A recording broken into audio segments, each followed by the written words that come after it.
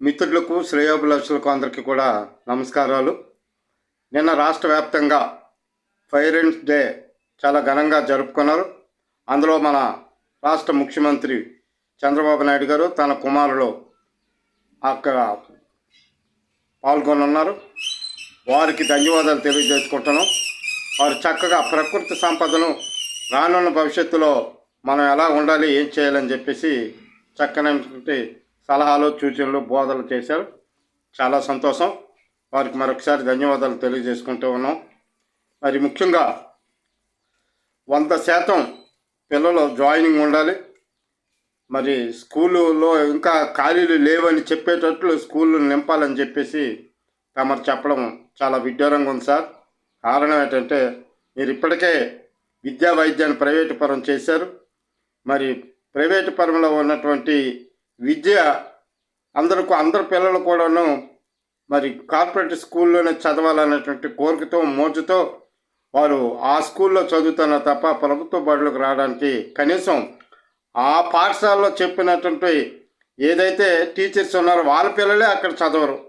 కనుక మీరు 100% ఉండాలని చెప్పేసి ఆర్డర్లు వేసినంత మాత్రాన మీరు ముందు చేసింది తప్పు కదా. ఈరోజు మీరు అనుకున్నది రేపు జరగాలనుకుంటే తక్షణమే ఏదైతే కార్పొరేటీకరణ చేసినటువంటి విద్యా సంస్థలన్నింటిని కూడా ప్రభుత్వ ఆధీనంలో ఉంచుకోండి, వాటిని రద్దుపరచండి. అప్పుడు మీరు అనుకున్నది నెరవేరుతుంది. అలాగే మళ్ళీ మీరు ఈ రాష్ట్రానికి, రాష్ట్ర పిల్లలకి, రాష్ట్ర భవిష్యత్తు కోసం అని చెప్పేసి మీరు మాట ఇచ్చారు.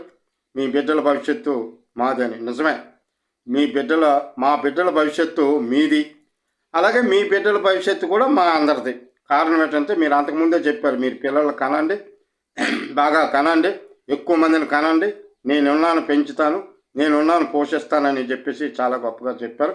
ఇప్పుడున్న పిల్లలకే ఉద్యోగాలు లేక ఊడుకుని చేసుకుంటూ నిరుద్యోగ వృత్తి ఇస్తున్నావు, ఉద్యోగం కల్పిస్తానన్నావు, ఉద్యోగ క్యాలెండర్లు అన్నావు, మరి ఉద్యోగం రాకపోతే నిరుద్యోగ వృత్తి ఇస్తానని చెప్తా ఉన్నావు.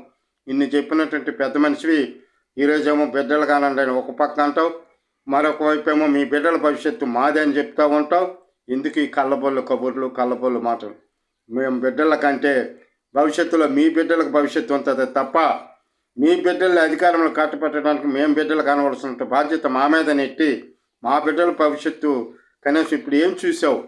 సంవత్సర కాలమైంది మీ కూటమి ప్రభుత్వం ఇచ్చి మాటిచ్చావు, నిరుద్యోగులకి ఉద్యోగం కల్పిస్తానన్నావు, పెట్టుబడులు తరలి వస్తాయని అన్నావు, మరి ఉద్యోగ కల్పన అన్నావు, ఉద్యోగం లేకపోతే నిరుద్యోగ వృత్తి అన్నావు. ఏం చేసావు? ఏమీ చేయలేదు. మళ్ళీ తిరిగి కొత్తగా బోధలు చేస్తూ ఉన్నావు. పాతవాడిని కప్పిపుచ్చుకో